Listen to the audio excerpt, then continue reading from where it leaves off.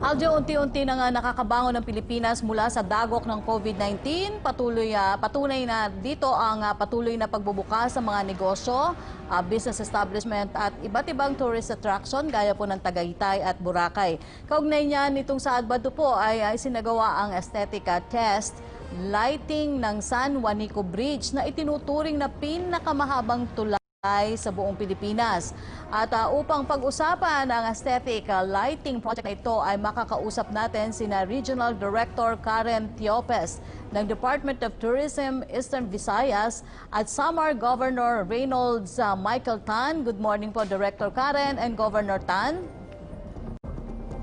Good morning. Magandang umaga Yusek Rocky at saka Aljon. Good morning also to Governor.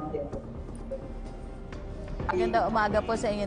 Director Karen at Governor Tan, namangha po ang sambayan ng Pilipino sa isinagawang aesthetic test lighting sa ilang bahagi po ng Juanico Bridge nakaraang Sabado. Pwede nyo ba sa aming ikwento kung ano po ang nagbigay inspirasyon sa inyo para lagyan ng mga pailaw ang naturang tulay at saan po nagmula ang konseptong ito? Unahin ko na po si Governor at susunod po si Director Karen.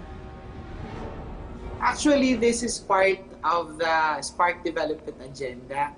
So, kasama po to sa tourism campaign that we have been doing since then the former governor, now Congresswoman Shari Antan, who happens to be my sister. They were together with RD Karen, which is the Regional Director of Tourism, and very supportive talaga sa Samar in our endeavors regarding tourism.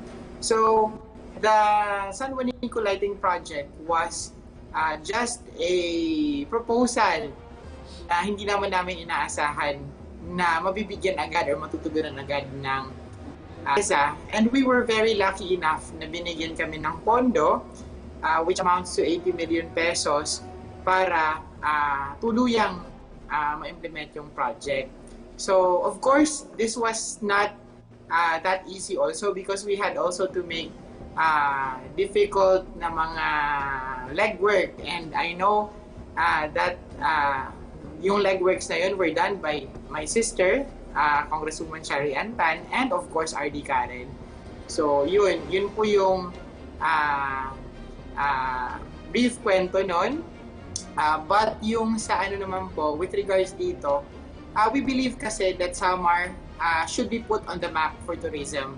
Magaganda po yung mga sites namin dito and we are very proud of it. So with the addition of the tourism lighting sa Juanico Bridge, we hope and we expect that mas mapapansin pa yung Samar with regards to tourism.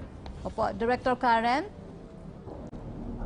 So, Yusek Rocky, actually nagsimula itong ating Juanico Bridge aesthetic lighting program nung iniisip ni then Governor and now Congresswoman Shari Antan kung ano yung pwedeng gawin sa 2nd District ng Samar, which is very much adjacent to Tacloban City, yung aming regional gateway.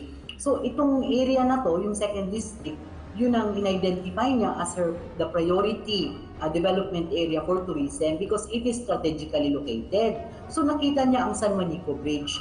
Actually, before this project, iconic site at iconic destination na namin itong Juanico. Everybody who comes to Region 8, ang yung una talagang tinatanong is, meron ba tayong tour papuntang Juanico Bridge? Because everybody wants to have a photo in that very scenic area by on top of the bridge. So, nung we were looking at the bridge, naisip ni Kong na probably we can do a project that will create ultimately economic activities because dadami ang volume of tourists na pupunta. So after actually Yolanda, there were some people from the private sector who threw this idea to some LGUs. So I also mentioned this to then Governor Shari Antan, and she liked the idea. So that was the start. We proposed it to TIESA, and we focused more on the economic activities that will later on grow in that area along the Juanico Strait. Yung tinitingnan kasi ni Congresswoman Tan na magkakaroon tayo dyan ng we will have a boardwalk area where we can put up stalls and other tourism services para naman when the visitors go there, they can also become good tourists by spending really and making an impact on the local community. So yun ang kwento ko, Yusek. Opo, Director Karen, sa haba po ng San Juanico Bridge ay hindi po naging madali na isa katuparan ng lighting project na ito. Magkano po ang budget na inilaan nyo dito? Ang TIESA po ay nagbigay ng 80 million. Pero ang provincial government of Samar ay meron din silang in-invest. They actually spent 14 million for the power plant at saka yung direct connection sa MELCO, yung ating local electric cooperative in that area. And I think Governor Mike can also share yung mga plans nila because they will be taking care of the maintenance at saka yung overhead. Opo. Matanong lang din po namin, Director Karen at Governor Michael Tan, sa laki po ng pondong inilaan nyo dito, wala po bang, nag-question dun sa project na ito? At sigurado bang may iba dyan na nagsasabi na mas dapat pagtuunan ng pansin yung pagtulong sa mga kababayan po naging apektado ng pandemya? Paano nyo po ina-address ito? Unahin ko po si Director Karen and then si Governor po. Yusek, this project was proposed way back 2018. So wala pa tayong COVID-19 nung panahon na yon. And nagkaroon kami groundbreaking in the middle of 2019. It was supposed to be last year. Kaso marami din tayong mga naging challenges, lalo na nung magkaroon ng bagyo nung December, nadaanan ng bagyo ang Region 8. So nahirapan silang ang ating contractor nahirapan magpadala ng mga kanilang materials from Manila to Samar. So then inabutan tayo ng COVID pandemic. So the majority of the people have been reacting to our posts and the news items lighting at the San Juanico Bridge. Actually, konti lang, while a large majority said they're for this project, they're happy that there's this project. Konti lang talaga ang medyo merong negative mga feedback. But ultimately, we are all proud. Kaming lahat na taga-Eastern Visayas, we are all proud of this project because we know that this will put us in the map. Dagdagan yung aming reasons for inviting people to visit Eastern Visayas, particularly Samar. Opo, Governor Tan? Hello po. Sorry, nakakata ko kanina. Opo.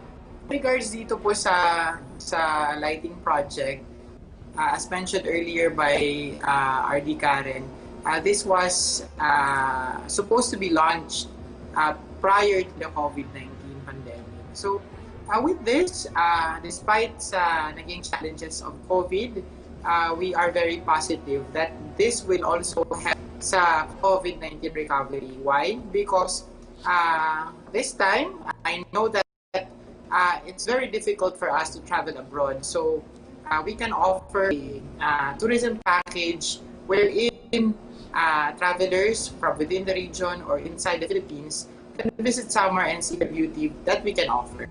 So it's part of it po. Sana this will be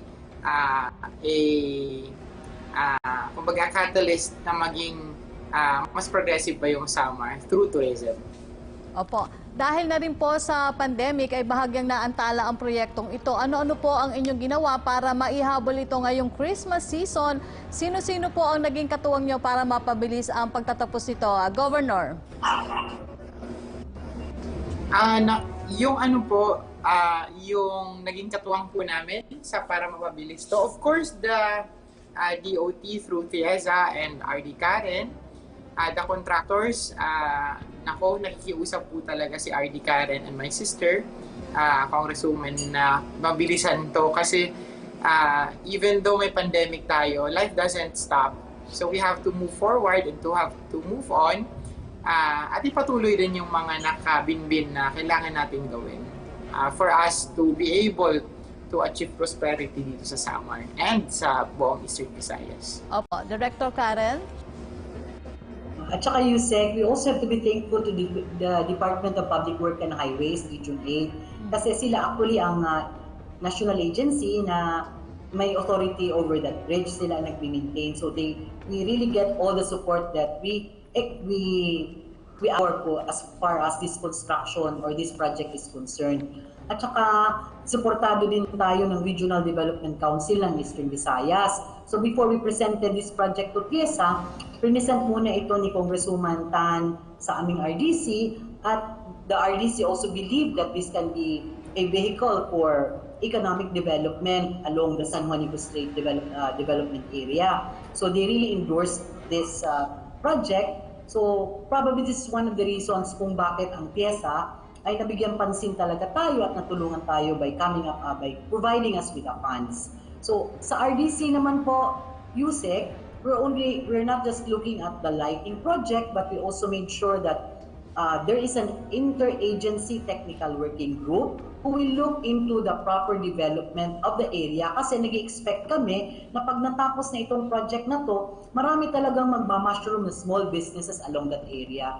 So we're looking at security for both motorists as well as mga boats na dadaan dyan sa San Juanico Bridge. We're also looking at the environment, on how we can well preserve the environment despite the fact na development is coming along. So yung interagency natin have been meeting actually, and even we're coming up actually with we're going to institute measures to make sure that the area will be properly developed, capitalizing on this lights and sound show na soon will be presented to the public.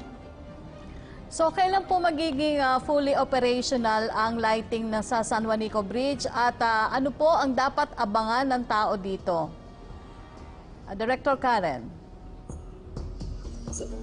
So according to the contractor, based on their timetable, matatapos ang project na to by the end of this month. Kasi as of now, it is 75% completed. But then again, as we say, marami pa yung mga legalities like the turnover, etc. So the provincial government of Samar is aiming for a launch ngayong December of 2020. And we still have to agree yet kung how often we will be able to present this light show. Initially, yung pinag-usapan was we will have this light show Fridays, Saturdays, and Sundays. Siguro pagdating ng dilim, like say 6 o'clock in the evening, we will have one show for every hour. Kasi yung the bridge will be lighted, what they call it, static lighting. So yung static lighting will be on from probably 5 in the afternoon till 11 in the evening. But the light show will only be done for 15 minutes in each hour of that period.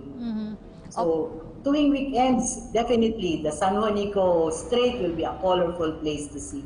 Opo, Governor Tan, so paano niyo naman po pinaghahandaan ito?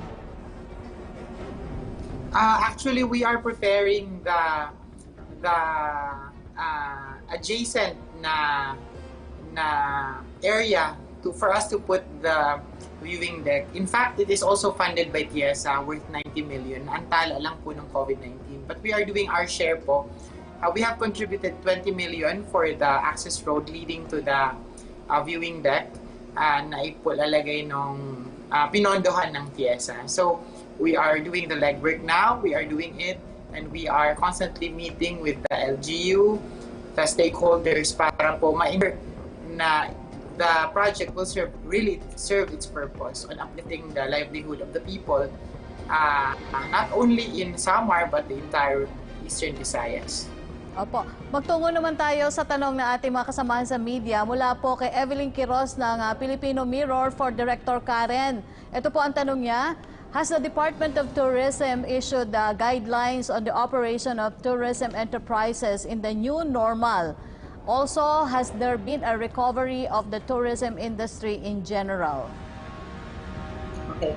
So, the Department of Tourism, yung central office, issued various guidelines already on the operation of tourism enterprises under the new normal, like protocols for accommodation facilities, for tour operations, for tourist transport, even beach and island destinations. So ito naman, we communicated this already to our stakeholders. In fact, at the local end, gumawa rin kami ng manual. So this manual, prepared by the DOT Regional Office, is a compilation actually of all the issuances made by different line agencies, particularly yung aming mother office, DOT, then the Department of Health, the DTI, the DOLE, and even IATF issuances.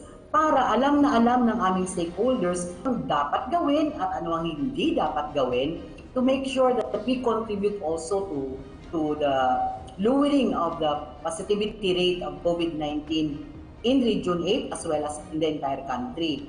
So, sa ngayon, yung aming, if you ask us, kailan magbubukas ulit ang Region 8, actually, it is a very difficult question to answer because our answer will always be kung kailan bababa masyado na ang incidence ng COVID-19 dito sa region, saka lang kami magbubukas for other people outside of the region to visit our place. Sa ngayon, meron na kaming mga iba't ibang tourist sites, particularly mga beach resorts that are open, but our tourism enterprises only allow, and even our LGUs, only allow locals to visit these places because first and foremost, they would like to make sure that everybody will be safe. So parang hindi pa talaga sila kampante na we will allow an intra-regional tourism. So we're, as Secretary Berna would always say, we do this slowly but surely. Opo. Para naman po kay Governor Tan, paano po makakatulong ang proyektong ito upang makabangon ng ekonomiya at turismo ng inyong rehiyon? As I've said earlier, siguro ito po yung lighting project will put Samar on the map. We hope for that and we are expecting more traffic of tourists not only in Region 8, within Region 8, but also from outside Region 8. Kasi I've seen sa mga, kumbaga sa social media, and people are really excited of visiting the place. People from abroad who are from Region 8 wants to go back at the lights. From the nearby regions wants to visit. So hopefully by then, if we are open na for the intra-regional travel, then there will be more traffic for us. We are also looking at opening some of our sites. We are, as mentioned earlier by RD Karen, meron na pong manual na ginawa for the entire region, and we have adapted it as a provincial government of Samar for us na makapag-open na po kahit papano yung local tourism kahit within Region 8 lang muna this coming November. So hopefully if everything goes well, ganong tumaas yung positivity rate ng COVID-19 dito, then we will be set by then, this coming November. Opo, Governor Tan at Director Karen, bukod po sa Juanico Bridge, kailan nyo po planong buksan sa publiko ang iba pang mga attraction dyan sa Eastern Visayas?